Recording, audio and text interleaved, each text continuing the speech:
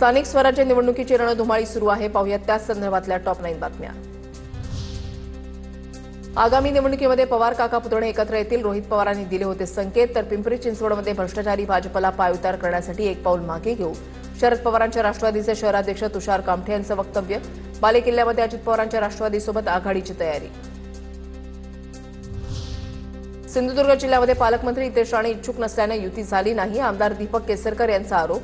युतीसाठी उदय सामंत यांना सोबत घेत रवींद्र चव्हाण आणि मुख्यमंत्र्यांनाही भेटल्याची माहिती.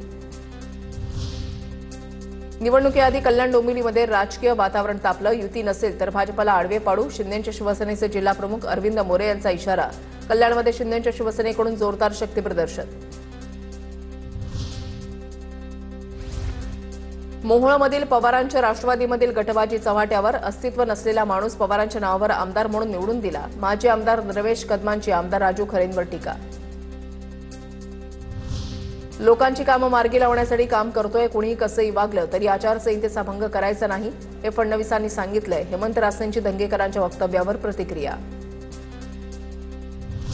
भाजपकडून आगामी निवडणुकीसाठी गणेश बिडकर पुणे महापालिका निवडणूक प्रमुख. भाजप निवडणुकीच्या कामाला लागल्यानंतर बिडकर यांच्यावर पुणे महापालिका निवडणुकीची जबाबदारी. छत्रपती संभाजीनगरच्या भाजप जिल्हा निवडणूक प्रभारी म्हणून ओबीसी कल्याण मंत्री अतुल सावे आणि भागवत कराड यांच्यावर जबाबदारी. तर निवडणूक प्रमुख म्हणून छत्रपती संभाजीनगर पश्चिम आमदार प्रशांत बम यांच्यावर जबाबदारी. रत्नागिरीच्या चिपळूण तालुक्यामधल्या धामणदेवी जिल्हा परिषद गटामध्ये शिंदे सेनेला मोठा धक्का. आंजणी ढाकरवाडीमध्ये शिवसेनेच्या सर्व प्रमुख पदाधिकारी आणि ग्रामस्थांचं भास्कर जाधवांच्या उपस्थितीमध्ये ठाकरेंच्या शिवसेनेमध्ये प्रवेश. सोलापूरमध्ये पवारांच्या राष्ट्रवादीला मोठा धक्का. शहराध्यक्ष सुधीर खरटमल यांचा अजित पवारांच्या राष्ट्रवादीमध्ये प्रवेश. उपमुख्यमंत्री अजित पवारांच्या उपस्थितीमध्ये झाला पक्षप्रवेश.